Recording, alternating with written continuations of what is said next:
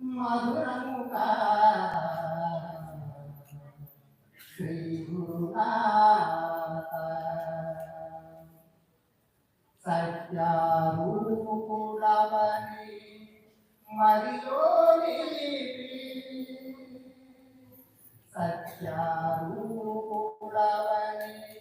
मदिलो निलिपि निरतमु ध्यानिल्सिनाने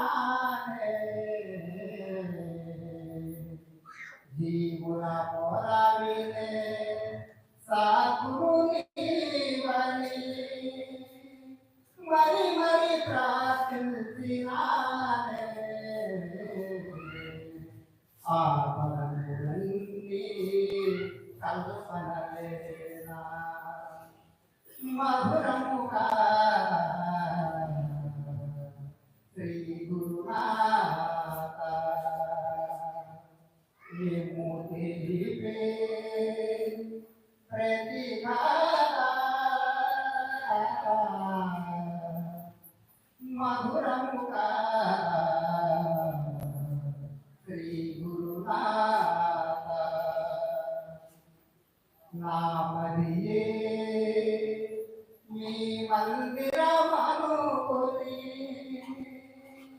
नाम दिए मी मंदिर मनुपुरी वेलुगुंतुमा देवा देवा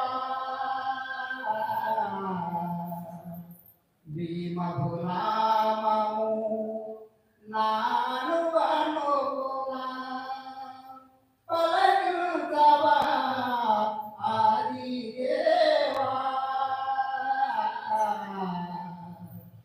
संत सहृदय गुरु सोमनाथाय संत सहृदय गुरु सोमनाथाय शरणं मीरा शरणं स्वामी मधुरमुखा श्री गुरुनाथ विमुक्ति पे प्रतिघाता मधुरमुखा श्री गुरुनाथ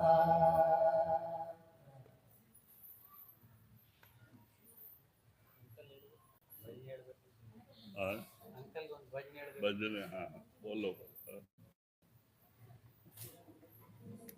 आज तो जा रहा है आपके दर्शन हो गए गुरु की महिमा तो हम लोग नहीं कर सकते और जो हमारे गुरु ने सिखाया आपके चरणों में बहुत ओया सुख बोले पान दुख बोले आसुर कृपाल किया और सुनावा ओया सुख बोले पान दुख बोले आसुन कृपाल किया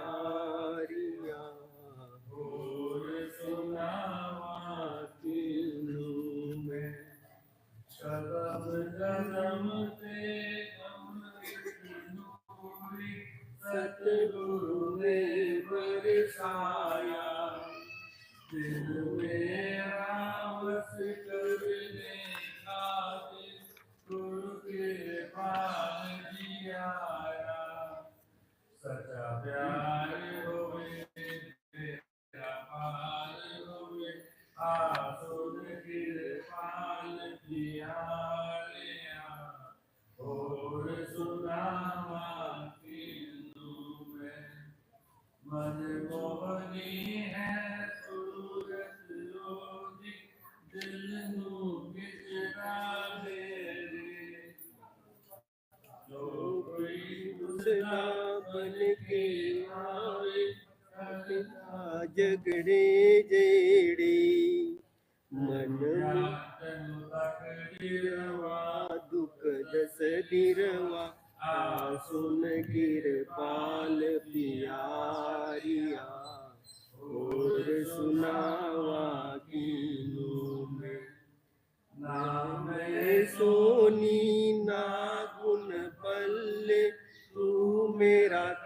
अंत प्यारा। दके खांदी दर दर फिर दी तकिया अंत सहारा। याद करा परियाद करा सुन किरपाल प्यारिया। और सुनावा कीनों में बंदे दादार के चोला दुनिया दे विच आया। घट घट दे विच वसदा होया अपना आप छुपाया। अजायब बोल रहा दुख बोल रहा सुन किरपाल प्यारिया।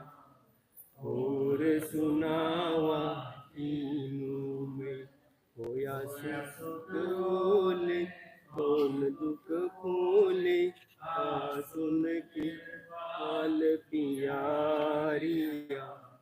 और सुनावा कीनों में।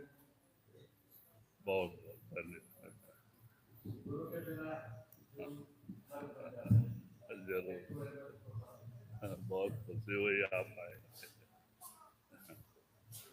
बैठो बैठो बैठो।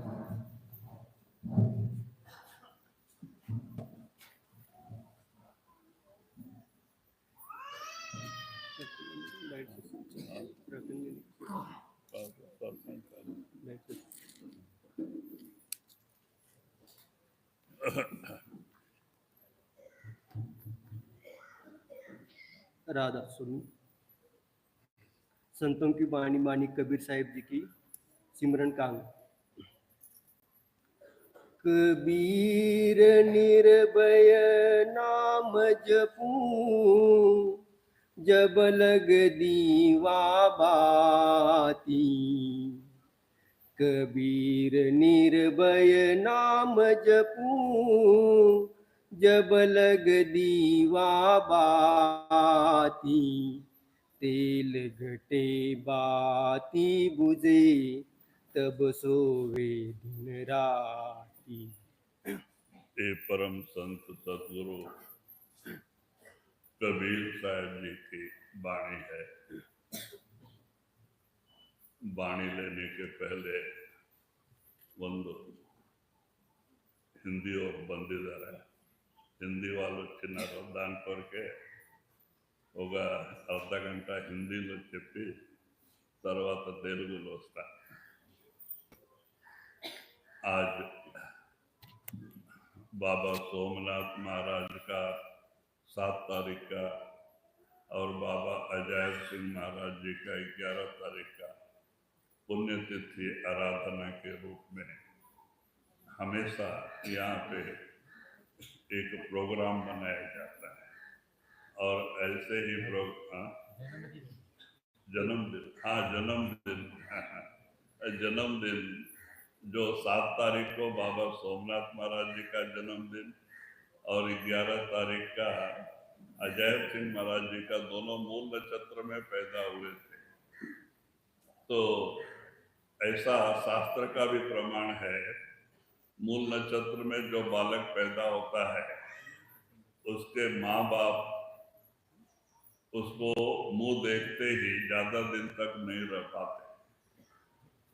ऐसे ये दोनों मूल नक्षत्र में ही पैदा हुए थे।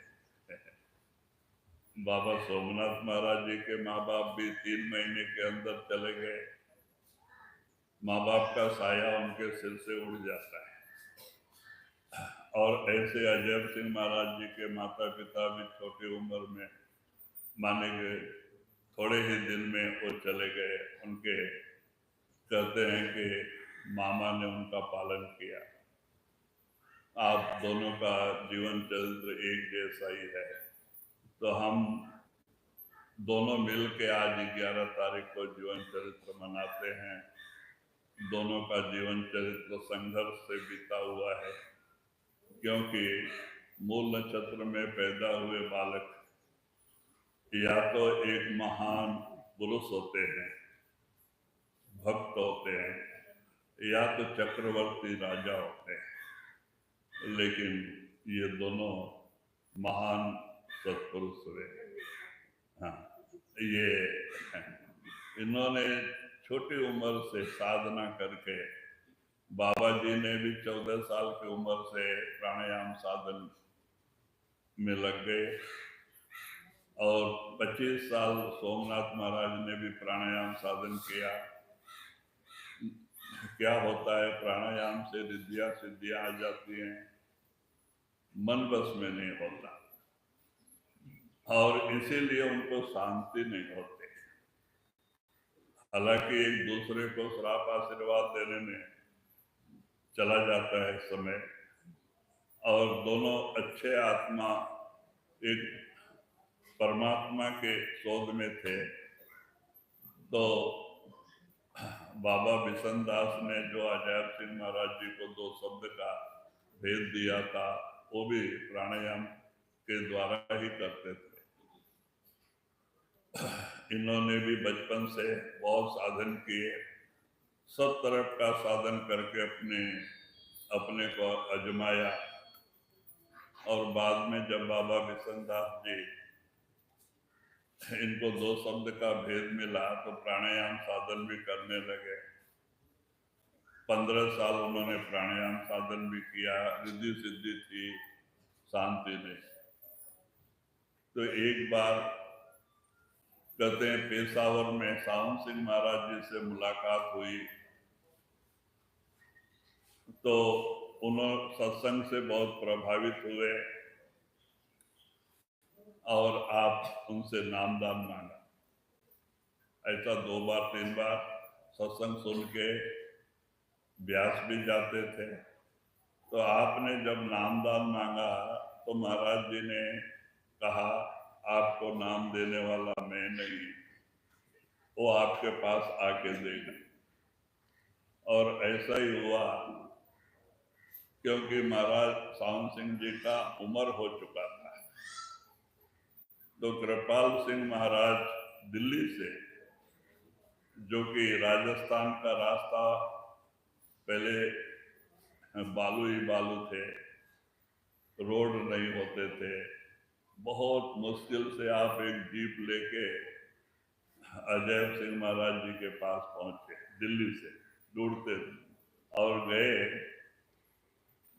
और जा करके, कहने का मतलब उनकी हिस्ट्री बहुत बड़ी है, वहां जा करके उनके जगह पे उन्होंने नामदान दिया और उनको भजन में बिठाया। फिर अजैब सिंह महाराज 8 साल एक अंडरग्राउंड बना के भजन में बैठे। एक बार 8 साल लगातार भजन में बैठने से एक बार वो चढ़ाई कर गई, आपका शरीर सुन्न हो गया, आप गिर पड़े और 3 दिन तक बाहर नहीं आए। जो निपटने के लिए बाहर आते थे तो सेवादार घबराया, क्या हो गया, बाहर आते थे, आए नहीं। तब उस समय कृपाल सिंह महाराज जी का फोन नंबर भी नहीं था, लेकिन गुरु की याद में कोई बैठा है, गुरु को पता है। आप महाराज वहां से खुद आके देखते हैं, आप समाधि में थे और आपकी रूह को नीचे उतार के आपको उठाया और उनके ऊपर वाणी भी लिखी है। तो कहते हैं, फिर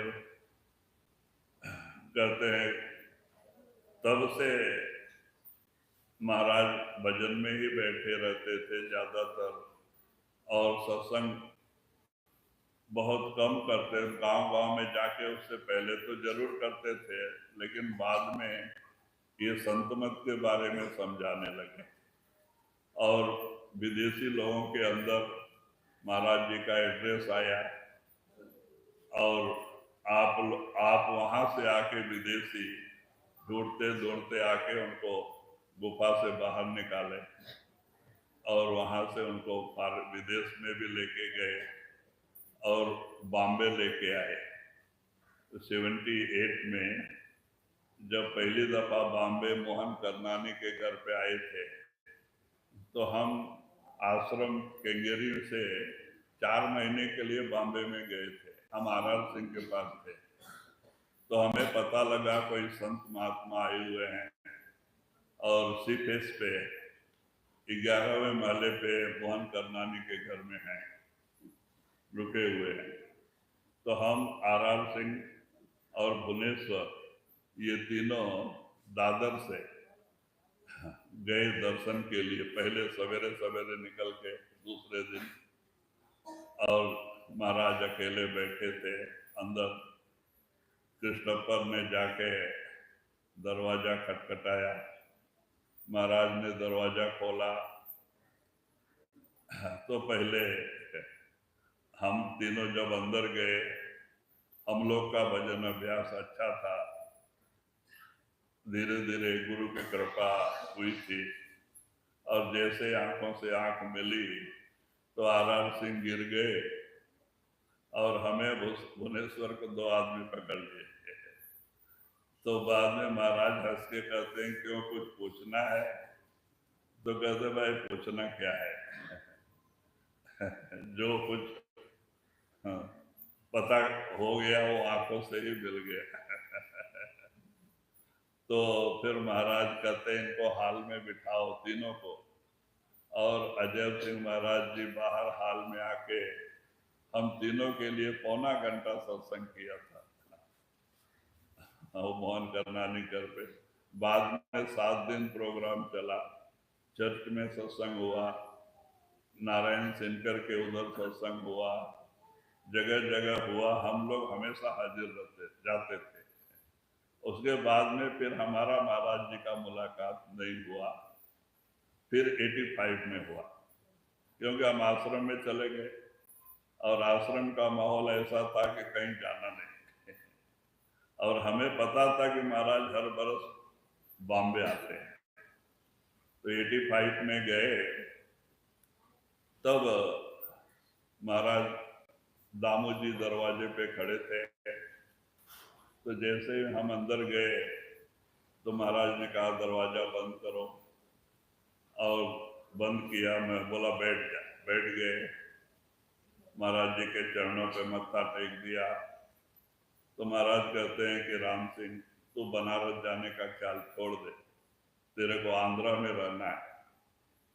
सोमनाथ ने महाराज ने जो पेड़ लगाया उसको पानी देना है। उन्होंने मेरी ड्यूटी लगाई है, उनके सिक्कों की संभाल की ड्यूटी मेरी लगाई है, मैं उनके हुक्म से करता हूँ। तो मेरे आंख से पानी आ गए, क्योंकि मैं 14 साल हो गया गांव नहीं गया था, और मैं एक लेटर लिख दिया था कि गांव में आके खेती करेंगे, भजन करेंगे। और महाराज कहते आंध्रा में जाओ। मैं रोते रहा, महाराज समझाते गए पौना घंटा। कहते हैं बेटा सब गुरु करता है, तू जा। मैंने उनका एक छोटा सा संदेश मान के आके इस पहाड़ी एरिया में बैठा, तो उन्होंने क्या से क्या कर दिया। कहते भिखमंगे को बादशाही थापा लगा दिया, जो कि हमें 4 आना कोई देने वाला भी नहीं था यहाँ। लेकिन ये महाराज की कृपा है जो आप देख रहे हैं। तो कहते भाई कबीर साहब ने भी कहा है, गुरु समान दाता नहीं जग में, गुरु समान दाता नहीं। गुरु के समान 3 लोक में नहीं, 16 लोक में कोई दाता नहीं है। तो हमें गुरु पे भरोसा करना चाहिए, क्योंकि विश्वास भक्ति का फाउंडेशन है। जैसे एक बिल्डिंग का फाउंडेशन, जो बिल्डिंग का मेन फाउंडेशन होता है, फाउंडेशन अच्छा है तो बिल्डिंग टिकती है, और फाउंडेशन मजबूत नहीं होता है तो बिल्डिंग नहीं टिकती है। ऐसे ही भक्ति का जो मूल जो है विश्वास है, फाउंडेशन। अगर विश्वास पक्का है तो आपकी भक्ति टिकती है। अगर विश्वास पक्का नहीं है तो आपकी भक्ति टिक नहीं पाती।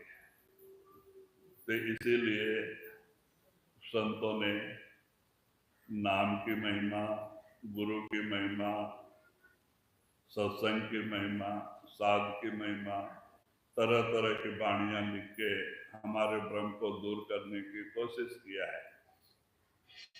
तो आज कबीर साहब की वाणी है। कबीर साहब कहते हैं कि निर्भय नाम, वो नाम निर्भय है। वो निर्भय रूपी नाम का जप करो और दुनिया में निर्भय से रहो, आपका सारा डर दूर हो जाएगा। कहते हैं वो नाम जो संतों ने दिया इतनी ऊंची चीज है जिसका हम कोई महिमा नहीं कर सकते। कहते हैं 14 लोग के पढ़ करे काहे धूल मिला है। वो नाम 14 लोग एक तरफ, और कहते नाम और ये श्वास एक तरफ रखो तो बराबर नहीं होगा। तो नाम बड़ी ऊंची चीज है जो संतों ने दिया है। वो उनका कमाया हुआ नाम होता है जो हमारे अंदर काम करता है। वही नाम ग्रंथों में भी होता है। 5 साल का बच्चा भी दे सकता है, लेकिन वो काम नहीं करेगा जब उसके अंदर वो नाम प्रकट नहीं। तो कहते संत अपने अंदर प्रकट किया हुआ नाम हमें देते हैं, इसलिए उस नाम में वो ताकत होती है। जो नाम के सामने काल, महाकाल और यमदूत ये कोई नहीं टिकता है। इसीलिए अंत समय में गुरु को ही आना पड़ता है। गुरु दयाल है। गुरु के ऊपर एक सरसों के बराबर भी प्रेम प्यार हो तो भी वो सद्गुरु आता है। नाम देने के बाद हमें फिर इस मृतलोक में संत कभी नहीं भेजते हैं। इसीलिए कबीर साहब ने कहा है, सोना काई ना लगे, लोहा गुण नहीं खाए, भला बुरा जो गुरु भगत कबहू नरक न जाए। कहते हैं कि सोना हजारों साल अगर मट्टी में, कीचड़ में रहे, मट्टी में रहे तो उसको जंग नहीं लगता है। लोहा हजारों साल पड़ा रहेगा तो उसको कीड़े नहीं पड़ते। ऐसे ही कहते हैं कि नामधारी जीव कभी नरक में नहीं जाते। गुरु भले भजन सुमरन नहीं किया हो, गुरु पे भरोसा है। हम सत्संग में हाजिरी दे रहे, गुरु पे भरोसा है, तो ऐसे को लेने के लिए भी गुरु आता है। अगर हम 2 घंटा रोज भजन सुमरन करते हैं, रोज 2-2.5 घंटा करते हैं, तो ऐसे प्रेमियों को 2 दिन 3 दिन पहले ही सूचना मिल जाती है कि भाई फलाना दिन फलाना टाइम को आप तैयार हो, और गुरु आके उसी टाइम पे लेके जाता है। और जैसे जैसे हम यहाँ पे साधन करते हैं, गुरु से प्रेम प्यार करते हैं, अंदर में वैसे ही वैसे जगह हमें रखा जाता है। अगर हमने भजन नहीं किया लेकिन गुरु सत्संग में जाते हैं, गुरु से लगाव है, तो भी गुरु दर्शन दे के ऊपर लेके जाता है। उसको 8वें मंडल में जो पहला नाम है, वहां संतों का सुख स्थान वहां रखते हैं। और जो भजन सुमरन करते हैं, 2 घंटा रोज बैठते हैं, उसको मुक्ति पद पार ब्रह्म में रखते हैं, वहां से आगे लेके जाते हैं। और जो जीव भजन सुमरन करे या ना करे, गुरु से के ऊपर भरोसा है और उसको दुनिया की कोई आशा नहीं है, एक गुरु के अलावा कोई भी आशा नहीं है, ऐसे जीव को भजन सुमरन हो या ना हो, संत सीधा सतलोक लेके जाते हैं। क्या चीज है हमें इस दुनिया में या तो बीच के मंडलों में रोकती है? हमारा दुनिया का मोह, दुनिया का प्रेम और प्यार, दुनिया की आशा। अगर वो दुनिया के कोई चीज की चाह नहीं है, हमारे अंदर दुनिया का मोह नहीं है, तो हम सीधा सतलोक जा सकते हैं। गुरुकुल मालिक होता है। हमें दुनिया की आशा, ये दुनिया का मोह हमें बीच में रोक देता है और वहां बड़ा लंबा भजन करके हमें ऊपर जाना पड़ता है।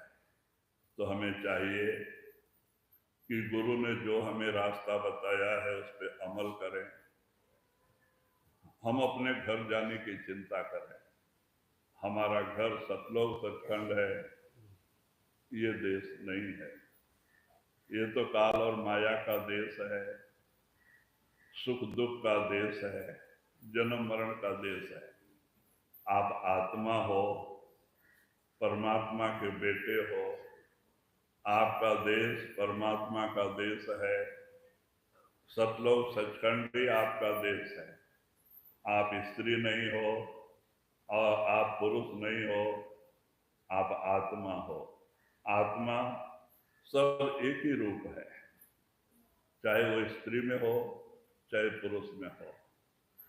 आत्मा शब्द और प्रकाश रूप है। गुरु भी शब्द और प्रकाश रूप है। परमात्मा भी शब्द और प्रकाश रूप है। तो कहते हैं कि ये शरीर हमें थोड़े दिन के लिए कर्मों के हिसाब चुकाने के लिए मिले हैं। ये काल और माया के हैं। ये मिट्टी का बर्तन है। जिस दिन आत्मा इस मकान को खाली कर जाती है, देखो ये बिखर जाते हैं, गिर पड़ते हैं। यही आंख है, हमें दिखाई नहीं देता है। कान है, हमें सुनाई नहीं देता है। क्यों? वो आत्मा मकान खाली कर जाने के बाद ये मिट्टी का बर्तन मिट्टी का ही हो जाता है। इसे चलाने वाली ताकत आप है। वो कौन है? वो आत्मा है। तो इसीलिए कहते हैं कि नाम को जपो, दुनिया में निर्भय होके रहो। क्यों? एक सत्संगी को ज्यादा कुछ टेंशन नहीं लेना चाहिए। किस चीज का टेंशन? भाई, जो आपके विधि विधान में लिखा है वो जरूर मिलता है। आप अपना हाथ पैर चलाओ, मेहनत करो, मालिक की मौज में रहो और उसका हुक्म मानो। वो क्या कहता है? 2.5 घंटा भजन करना। 2.5 घंटा भजन करोगे तो उसका दया का हाथ आपके सिर पे आ जाएगा। वो हर जगह आपकी संभाल करेगा, दुनिया में भी, दीन में भी, अंदर में भी।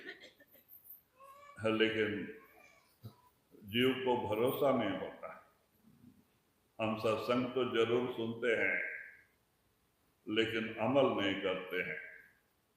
हम इस कान से सुनते हैं, इस कान से निकाल देते हैं और फिर जैसे के तैसे व्यवहार करते हैं। हम किसका कहना मानते हैं? मन का कहना मानते हैं। हम गुरु का कहना नहीं मानते। अगर हम गुरु का कहना मानेंगे तो गुरु की दया का हाथ आपके सिर पे आ जाएगा। वो दीन और दुनिया दोनों में सहाय मददगार होगा। आज हमारी ये स्थिति क्यों है कि हम गुरु के ऊपर भरोसा नहीं किया, हमने मन के ऊपर भरोसा किया। आज हम किसका बात मानते हैं? गुरु का मानते हैं? नहीं, हम मन के मानते हैं। मन के गुलाम बने बैठे। मन जो है अपना काम करवा लेता है। गुरु कहता है हमारे भले की कहता है, लेकिन सुनता कौन है? जो सुनता है उस पर उसकी दया होती है। जो नहीं सुनता है तो उस पर दया कैसे होगी? तो इसीलिए आप कहते हैं कि भाई देखो, ये अमूल्य समय बड़ा कीमती है। एक एक श्वास 3 लोग से भी कीमती है। ये चला जा रहा है। ये क्यों मिला है? इस दुख से छुटकारा पाने के लिए, अपने आत्मा को इस भवसागर से पार करने के लिए।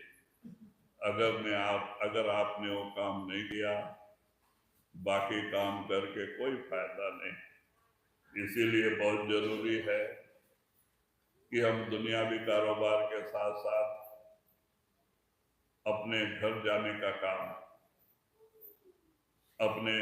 हमारा घर सतलोक सचखंड है, अपने आत्मा पे दया करें। इस दुख से, इस काल के जाल से निकालें। और काल के जाल से निकालने का रास्ता भजन सुमरन है।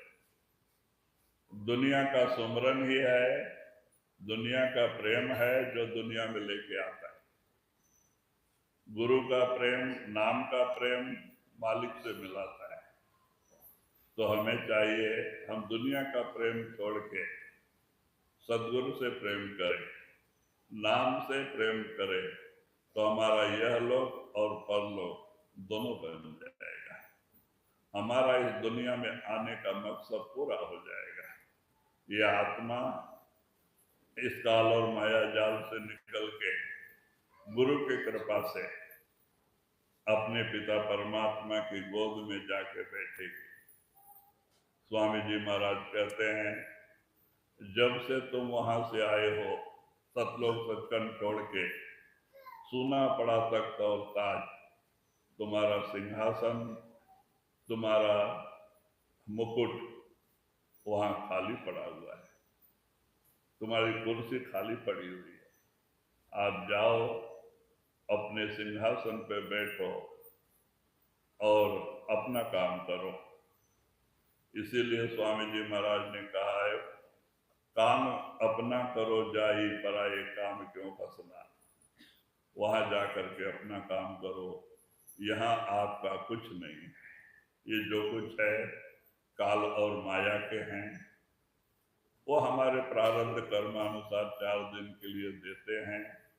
उनका सामान हमें यहीं छोड़ के जाना पड़ता है। ना कोई कुछ लेके गया, ना कोई कुछ लेके जा सकता है। कबीर साहब ने भी कहा है, राम गयो रावण गयो जाको वो परिवार, कहें कबीर फिर नहीं सपने जिम संसार। राम रावण जैसे बड़े बड़े राजा महाराजा भी आके दुनिया से चले गए, कोई भी यहाँ अपना कायम ठिकाना नहीं बना सका। यहाँ तक कि रावणासुर अमृत पिया था, विभीषण भी अमृत पिए थे, लेकिन वो भी गए। क्यों? ये दुनिया का नाम मृत लोक है, ये मरने का देश है। जो पैदा हुआ उसे मरना है, और जो बना उसे बिगड़ना है। ये दुनिया की रीति है, तो उससे कोई बच नहीं सकता। इसीलिए महात्मा कहते हैं कि भाई दुनियावी कारोबार करो, आपकी ड्यूटी है, लेकिन अपने आत्मा पे रहम करो, दया करो, उसे इस दुख से निकालो, बचाओ। और बचाने के लिए गुरु का हुक्म मानना जरूरी है, भजन सुमरन करना भी जरूरी है। तो अब थोड़ा यही विषय तेलुगु में, तेलुगु वाले लोग ज्यादा आए हुए हैं। हालांकि कल अभी 2 दिन पहले एक सत्संग मदिगल में हो गया और आज यहाँ है। 15 तारीख को करगनपल्ली है। हर रविवार का सत्संग है। 22 को मेलकुंटा है और 29 तारीख को नीलमपल्ली है। इसलिए संगत कम आई हुई है।